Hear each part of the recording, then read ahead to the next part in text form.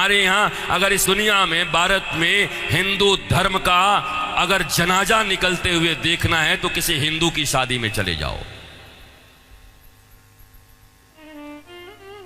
शास्त्र कहता है सूर्यास्त के बाद वेद के मंत्र पढ़े नहीं जा सकते।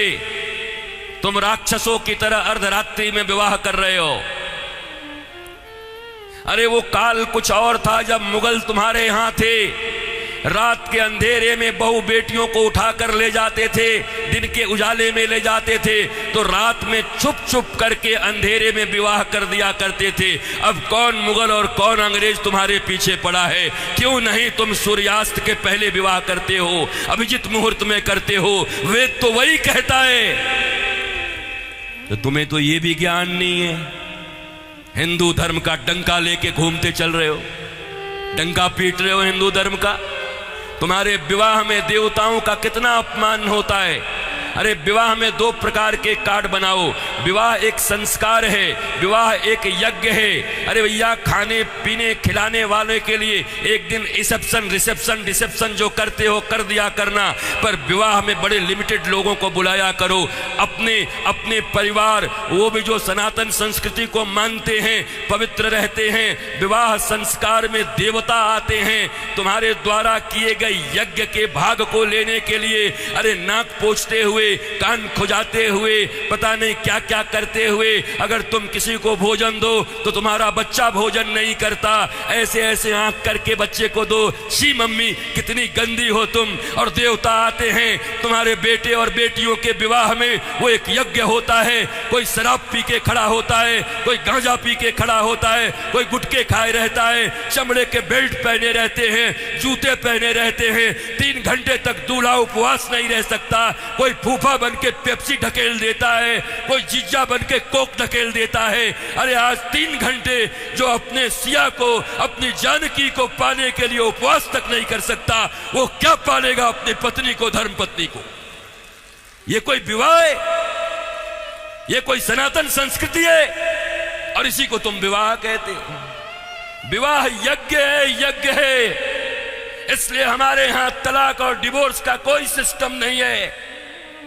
उनके यहां विवाह एक एग्रीमेंट है, आज हुआ है कल तोड़ देंगे। पर सनातन संस्कृति धर्म पत्नी और पति स्वामी, इस प्रकार की एक संरचना है। विष्णु और लक्ष्मी बताया जाता उनको। तुम कौन से विवाह कर रहे हो?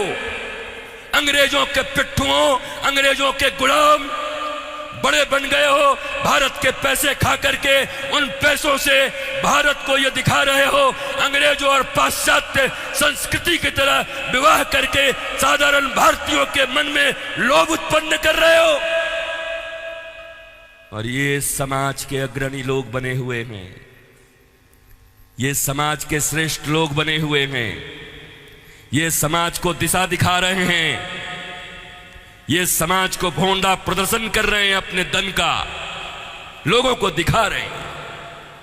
एक गरीब बेचारा विवाह करने में भी लज्जा करता है, इतना आडंबर बना दिया।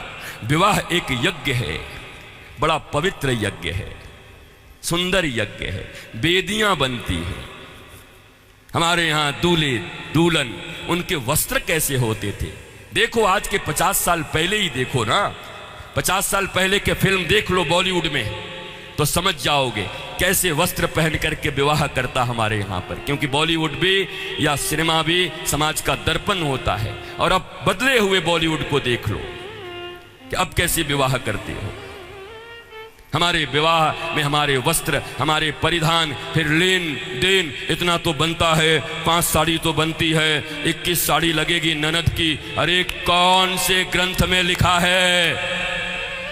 कोई माई का लाल भारतवर्ष में किसी शास्त्र में मुझे दिखाए? कहां लिखा है ये लेन देन? तुम्हारी बुढ़िया पुराण में होगा।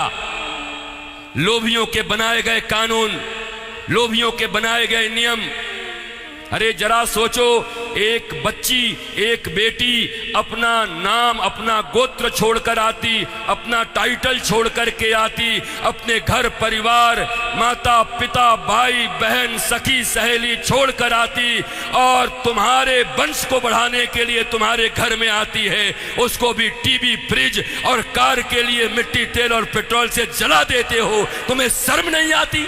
भारतवर्ष में जन्म लेकर बैठे हो।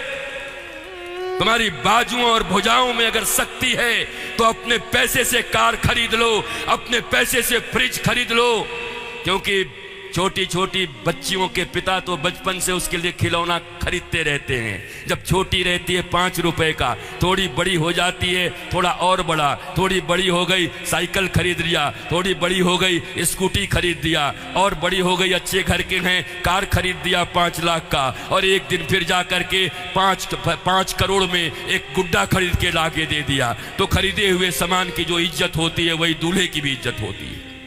दूल्हा बिकता है, बोलो खरीदो।